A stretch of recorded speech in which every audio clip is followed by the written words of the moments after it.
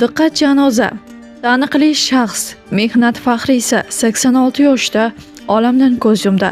Assalomu alaykum hurmatli tomoshabin. Tezkor yangiliklardan xabardor bo'lib turishni istasangiz, kanalimizga obuna bo'lib, videolarimiz davomida bir dona like tugmachasini bosib qoldirishni unutmang.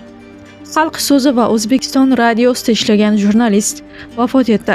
Taniqli jurnalist, mehnat faxriysi Abdusamad Yo'ldoshev 86 yoshda vafot etdi.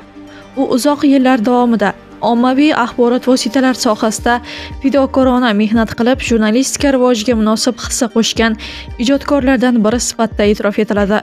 Abdusamad Yo'ldoshev 1940-yilda Zangiota tumani Xonobod qishlog'ida tug'ilgan. Faoliyati davomida O'zbekiston radiosi, Xalq so'zi hamda Toshkent haqiqati gazetalarida turli lavozimlarda ishlagan. U muxbir, bo'lim boshlig'i, shuningdek bosh muharrirning birinchi o'rinbosari kabi mas'uliyatli vazifalarda xizmat qilgan. U O'zbekiston Respublikasi xizmat ko'rsatgan jurnalist faxriy unvoni bilan taqdirlangan. Hurmatli tomoshabin, video haqida o'z fikrlaringizni izohlarda yozib, kanalni yo'qotmaslik uchun obuna bo'lib qo'yishni unutmang.